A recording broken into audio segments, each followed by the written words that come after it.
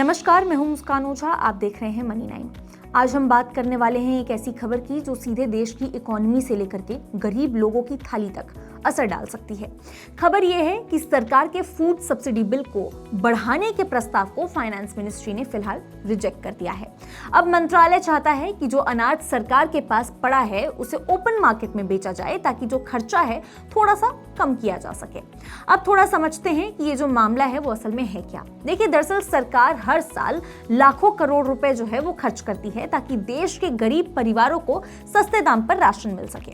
इन schemes के जरिए सरकार हर महीने गरीबों को फ्री या फिर लो प्राइस पर चावल, गेहूं, आटा, दाल, इस तरह की जो जरूरत की चीजें हैं वो देती है। लेकिन अब इसकी वजह से सरकार पर जो खर्च का प्रेशर है वो बढ़ रहा है। इस पर भी इस स्कीम को रेगुलेट करने वाला जो डिपार्टमेंट है यानी department of food and public distribution, उसने इसमें एलोकेशन बढ़ाने की मांग की थी, जिस पर फाइनेंस मिनिस्ट्री ने साफ कह दिया है कि अभी सब्सिडी का जो बजट है उसको बढ़ाना सही नहीं होगा।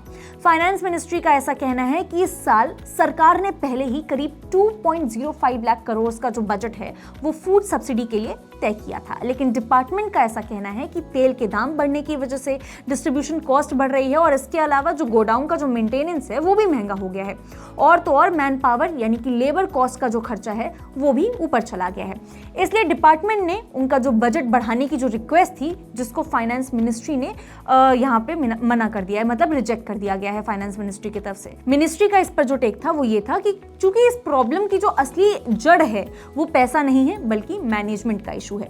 सरकार के पास जरूरत से कहीं ज्यादा अनाज पड़ा हुआ है। एग्जाम्पल के तौर पे एफसीआई यानी कि फूड कॉर्पोरेशन ऑफ इंडिया के पास इस वक्त करीब 45 मिलियन टन का जो राइस का स्टॉक है वो पड़ा हुआ है, जबकि जरूरत सिर्फ 10 मिलियन टन की है, यानी कि 4 गुना ज्यादा अनाज गोडाउन में पड़ा हुआ है। अब ऐसे में इतने बड़े स्टॉक को संभालना भी अपने आप में एक खर्च है। स्टोरेज, मेंटेनेंस और स्पॉइलेज का जो पूरा रिस्क है वो बना रहता है।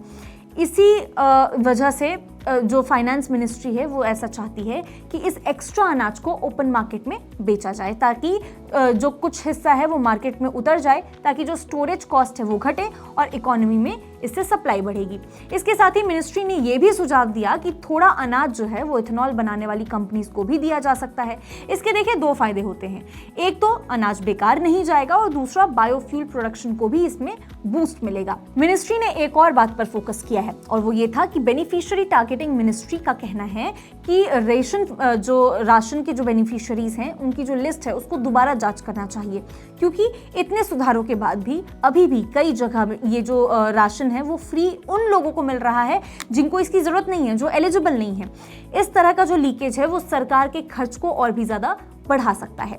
इसलिए अब सरकार का जो फोकस है वो सही लोगों तक सही जो राशन है वो पहुंच सके, ये फ्री राशन पहुंच सके, इस पर फोकस बना हुआ है और सिस्टम में जो वेस्टेज है वो कम हो। क्योंकि अगर स्टेट वाइज हम अगर आंकड़ा देखते हैं तो इस साल सबसे ज्यादा जो सब्सिडी है वो बिहार, उड़ीसा और मध्य प्रदेश को मिली है। एग्जाम्पल के तौर पे बिहार में करीब 7,000 करोड़ जो है वो दिया गया था, उड़ीसा को 4,600 करोड़ और मध्य प्रदेश को 3,400 करोड़ दिए गए थे। वहीं जो तमिलनाडु और तेलंगाना है उनको भी हजारों करोड़ रुपए की जो सब्सिडी है वो दी गई है, जिसमें इस साल केंद्र सरकार ने अब तक जो करीब 1.64 लाख करोड़ रुपीस की जो सब्सिडी है उनकी वो खर्च हो चुकी है और साल के अंत तक ये जो खर्च है वो 2.25 लाख करोड़ तक पहुंच सकता है। यानी ये जो स्कीम है सरकार के बजट पर कहीं ना कहीं काफी भारी पड़ रही है। तो आसान भाषा में कहें तो सरकार का जो मैसेज है वो बहुत ही क्लियर, बहुत ही यहाँ पे अच्छे से उन्होंने बताया है कि हमने जो गरीबों को फ्री राशन का जो वादा था वो हम जारी रखने वाले हैं, यानी वो जो वादा है वो जारी रहेगा। लेकिन अब सरकार बेनिफिशियरी टारगेटिंग को लेकर के काफी ज्यादा सीरियस तरीके से काम कर रही है ताकि सरकारी खर्च को और बेटर तरीके से कंट्रोल किया जा सके। हमारे पास अभी भी बहुत ज़्यादा अनाज पड़ा है, सरकारी स्टोर्स में पड़ा हुआ है ये सारा अनाज, समझदारी से इस्तेमाल करना होगा। अगर उसे ही सरकार ऑप्टिमाइजेशन के साथ यूज करे तो भी इससे 2 बड़े फायदे होंगे। पहला, सरकार का जो खर्च है वो कंट्रोल में रहेगा और दूसरा, जनता तक जो राशन है वो भी एफिशिएंट तरीके से पहुंचेगा और इससे महंगाई जो है वो भी बहुत हद तक कंट्रोल में रहेगी। इसलिए सरकार को पब्लिक डिस्ट्रीब्यूशन डिपार्टमेंट को एक बार ठीक से इसका ऑडिट करके प्लान करना चाहिए ताकि सरकार के बजट का जो ऑप्टिमम यूज है वो किया जा सके। इस पूरे मामले पर आपकी क्या राय है हमें कमेंट करके जरूर बता सकते हैं। साथ ही ऐसी और भी अपडेट्स के लिए, ऐसी और भी खबरों के लिए फॉलो करिए मनी9। ग्लोबल संकेतों के दम पर कैसे खुलेंगे हमारे बाजार, क्या कह रही हैं खबरें और ब्रोकरेज रिपोर्ट्स, किन शेयरों में बनेगा पैसा, बाजार खुलने के बाद क्या खरीदें, किन शेयरों को करें पोर्टफोलियो से बाहर, कैसा रहा बाजार का दिन भर का कारोबार, कैसे तैयार करें कल के बाजार की स्ट्रैटेजी। इन सब सवालों के जवाब जानिए मेरे साथ ओपनिंग बज और क्लोजिंग बज में इन वक्त पर सिर्फ मनी9।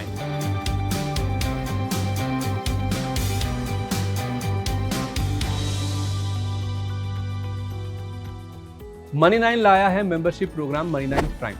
अब आपके दिमाग में कई सारे सवाल होंगे, मसलन आखिर क्या है ये मनी9 प्राइम, आपके लिए यानी दर्शकों के लिए इसके क्या फायदे हैं, और एक बड़ा सवाल ये कि मनी9 प्राइम से आखिर जुड़ना कैसे है। तो इसकी पूरी जानकारी हम आपको देने जा रहे हैं। मनी9 प्राइम में 3 प्लान होंगे, इकोनॉमी, स्टैंडर्ड और VIP। तो फटाफट ज्वाइन कीजिए YouTube पर मनी9 प्राइम। ज्वाइन करने के लिए मनी9 के YouTube पेज पर जाइए, होम पेज पर मिलेगा ज्वाइन बटन, इसे क्लिक करें, अपनी पसंद का प्लान चुनें और बस हो गया, अब आप रहेंगे सबसे आगे।